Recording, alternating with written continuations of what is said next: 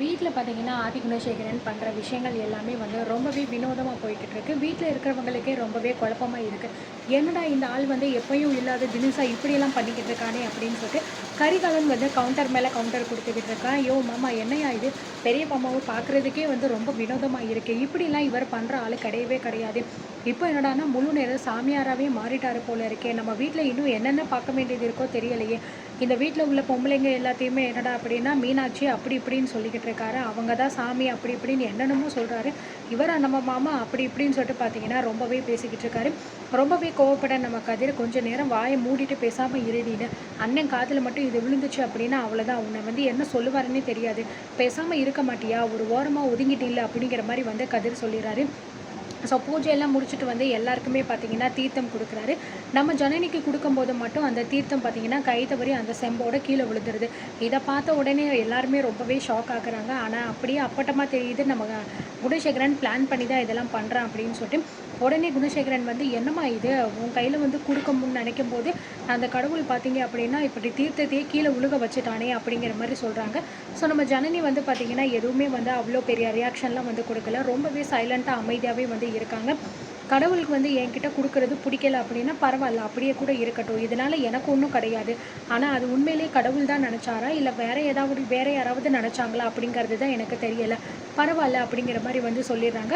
So அந்த நேரம் பார்த்து நம்ம ஜனனிக்கு உடனே பார்த்தீங்கன்னா, ஃபோன் கால் வருது. அதனால அந்த கால பேசணும் அப்படிங்கிறதுக்காக அப்படியே வந்து வெளியில போயிடுறாங்க. இந்த பக்கம் வந்து குணசேகரன் வந்து ஜனனியவே மொறச்சு பார்த்துக்கிட்டே இருக்காரு.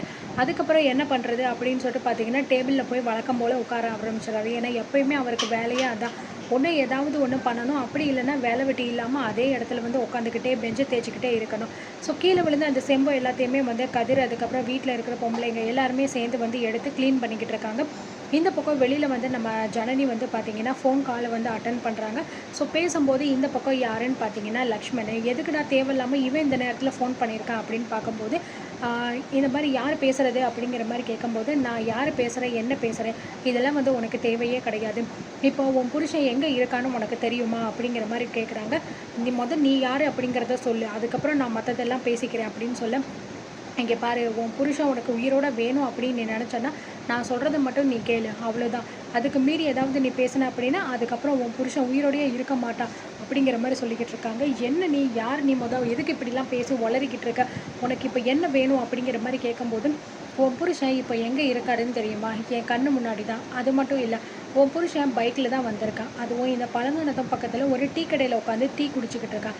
அவன் பின்னாடி 2 பேர் நின்னுக்கிட்டு இருக்காங்க. முன்னாடி ஒருத்தன் வந்து உட்காந்துக்கிட்டு இருக்கான். ஒரு வேளை உனக்கு சந்தேகமா இருந்துச்சு அப்படின்னா, நீனே உன் புருஷனுக்கு ஃபோன் பண்ணி கேட்டுக்கோ. அப்படிங்கிற மாரி சொல்லிட்டு ஃபோன வந்து கட் பண்ணிடுறாங்க. ஸோ திரும்ப அந்த நம்பருக்கு நம்ம ஜனனி வந்து கால் பண்ணி பார்க்குறாங்க. ஸோ போகவே மாட்டேங்குது.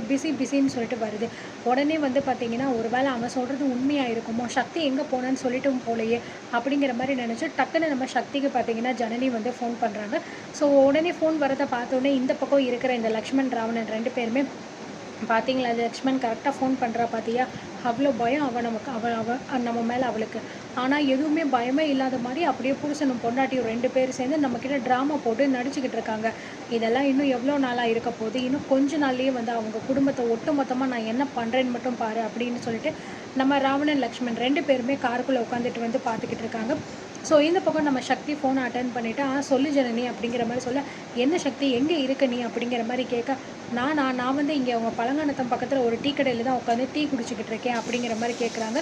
"சரி உன் பின்னாடி வேற யாராவது இருக்காங்களா? நீ எதுல போன?" அப்படின்னு கேட்க, "நான் பைக்ல தான் போனேன் ஜனனி. பைக்க நிப்பாட்டிட்டு தான் குடிச்சுக்கிட்டு இருக்கேன். என் பின்னாடி 2 பேர் நின்னுக்கிட்டு இருக்காங்க. இதுல என்ன இருக்கு?" அப்படின்னு சொல்ல, "இல்ல சக்தி, இப்போ எனக்கு வந்து ஒரு நம்பர்லேருந்து ஃபோன் வந்துச்சு. ஃபோன் பண்ணிட்டு இந்த மாரி உன் புருஷன் எங்க இருக்காருன்னு சொல்லிட்டு தெரியுமா?" அப்படிங்கிற மாரி சொல்லிட்டு, "இப்போ நீ வந்து என்னென்ன சொல்லியோ அது எல்லாத்தையுமே அவங்களுமே வந்து சொன்னாங்க. எனக்கு என்னமோ உன்ன சுத்தி ஏதோ ஒரு ஆபத்து இருக்கிற மாரி எனக்கு தோணுது. நீ கொஞ்சம் வெயிட் பண்ணு. நான் மறுபடியும் அந்த நம்பருக்கு ஃபோன் பண்றேன்." அப்படிங்கிற மாரி சொல்றாங்க. ஸோ உடனே வந்து நம்ம ஜனனி ஃபோன கட் பண்ணிட்டு, அகைன் பார்த்தீங்கன்னா, இந்த லக்ஷ்மணுக்கு ஃபோன் பண்றாங்க. உடனே நம்ம ராவணன் வந்து ஃபோன் பண்றாளா? இப்போ எடுத்து பேசுங்க அப்படிங்கிற மாரி சொல்றாங்க. ஸோ ஃபோன் பண்ணிட்டு, "ஹலோ யாரு நீ? உனக்கு என்ன வேணும்? என் புருஷன் எங்கே இருக்கான் அப்படிங்கிற விஷயம் உனக்கு எப்படி தெரியும்? நீ என்ன என் புருஷனை ஃபாலோ பண்ணிக்கிட்டு இருக்கியா?" அப்படின்னு சொல்ல, "இங்கே பாரு, அதெல்லாம் வந்து நான் பேசணும், நான் சொல்லணும் அப்படிங்கிற அவசியம் எனக்கு கிடையாது. இப்போது நான் என்ன பண்ண போகிறேன் அப்படிங்கிறத மட்டும் நீ நல்லா தெரிஞ்சுக்கோ. உன் புருஷன் இப்போ உயிரோட வேணும் அப்படின்னு நீ நினச்சேன்னு வச்சுக்கோவேன், உடனே கிளம்பி உன் புருஷன் இருக்கிற இடத்துக்கு நீ வரணும். அப்படி இல்லைன்னு வைவேன், உன் புருஷனை நான் என்ன பண்ணுவேன்னே எனக்கு தெரியாது. அதுக்கப்புறம் அவன் வந்து அவனுக்கு ஏதாவது ஆச்சுன்னா நான் பொறுப்பு இல்லை அப்படின்னு சொல்ல, இந்த மிரட்டலுக்கெல்லாம் நான் ஒன்றும் பயப்படுற ஆள் வந்து கிடையாது.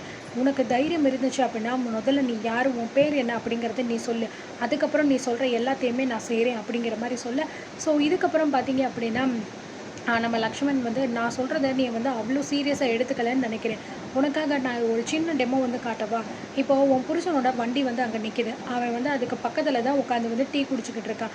உனக்கு ஒரு டெமோ காட்டுறேன். உன் புருஷனோட வண்டியை நான் அடித்து தூக்கவா அப்படிங்கிற மாதிரி கேட்டுட்டு, ஸோ டக்குன்னு பார்த்தீங்க அப்படின்னா அவளோட வண்டி போகாமல் பின்னாடி இருந்து வந்த வேகமாக ஒரு வண்டி வந்து நம்ம சக்தியோட பைக்கை பார்த்தீங்கன்னா அப்படியே வந்து அடித்து தூக்கிடுது. ஸோ என்ன நடக்குதுன்னே நம்ம சக்திக்கு அந்த இடத்துல வந்து புரியலை. பயங்கரமாக பயந்துடுறா. இதை வந்து அப்படியே நம்ம ஜனனியும் பார்த்தீங்கன்னா லைவாக கேட்டுக்கிட்டு தான் இருக்காங்க. பாத்தியா, அவ்வளோதான் உன் புருஷனோட வண்டி, அவ்வளோதான் அம்போன்னு பறந்துருச்சு. எவ்வளோ தூரம் போய் பறந்து தூக்கி வீசிருச்சு தெரியுமா? வண்டிக்கே இந்த நிலமை அப்படின்னா உன் புருஷனுக்கு என்ன நிலமை யோசிச்சு பாரு. ஏன்னா நான் சொல்கிற மாதிரி நான் சொல்கிற இடத்துக்கு உடனே உன்னால் வர முடியுமா? இல்லை இப்போ இந்த விஷயத்த நான் அப்படியே வந்து உன் புருஷனுக்கும் செஞ்சு காட்டவா?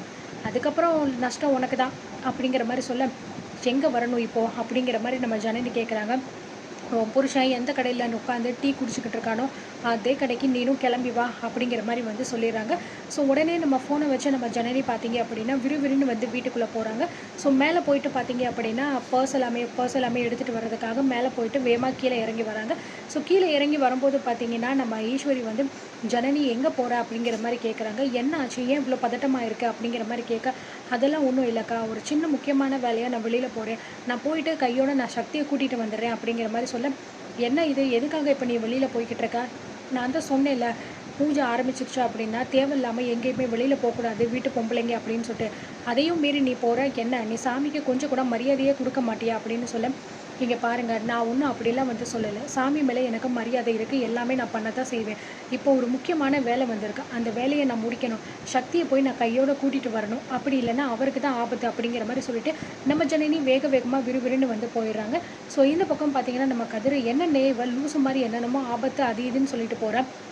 இவளால் இந்த வீட்டில் உள்ளவங்களுக்கு தான் வந்து ஆபத்து, இவன் என்னடான்னா வந்து போகலை அப்படின்னா இவன் புருஷனுக்கு ஆபத்துன்னு சொல்லிக்கிட்டு இருக்கா. இதெல்லாம் நம்புற மாதிரியே இல்லை. நான் எப்போயோ சொல்லிவிட்டு உங்ககிட்ட இவங்களை வீட்டை விட்டு வெளியில் துரத்திடுங்க அப்படின்னு சொல்லிட்டு, நீங்கள் தான் தேவையில்லாமல் இவங்களை கூடயே வச்சுக்கிட்டு இங்கே இருக்கட்டும் அப்படின்னு சொல்லிக்கிட்டு இருக்கீங்க. இன்னும் என்னென்ன இந்த வீட்டில் இவள் பண்ணுறதுக்காக காத்துக்கிட்டு இருக்கானே ஒன்றும் புரிய மாட்டேங்குது அப்படிங்கிற மாதிரி நம்ம கதிர் வந்து புலம்பிக்கிட்டு இருக்காங்க. விடுப்பா கதிர், பார்த்துக்கலாம், என்னதான் நடக்க போகுதுன்னு பார்த்துக்கலாம். நம்ம வேட்டைக்கரப்ப ஐயனார் அவ்வளோ ஈஸியாக நம்ம குடும்பத்தை பழி வாங்கணும்னு நினைக்கிறவங்கள சும்மா விட்டுருவாருன்னு நினைக்கிறியா? அதுக்கெல்லாம் வாய்ப்பே இல்லை. இந்த 7 நாள் அப்படிங்கிறது சாமிக்காக தான். அதுக்கப்புறம் இந்த குடும்பத்தில் எப்பயுமே சந்தோஷம் மட்டும்தான் இருக்கும். அதை நீ உன் கண்ணால் பார்க்க போகிற. பார்த்துக்கலாம், என்ன தான் நடக்க போகுது அப்படிங்கிறத பார்த்துட்டு இதோட நம்ம வந்து ஒரு முடிவுக்கு இதை கொண்டு வந்துடலாம் அப்படிங்கிற மாதிரி பேசிக்கிட்டு இருக்காங்க.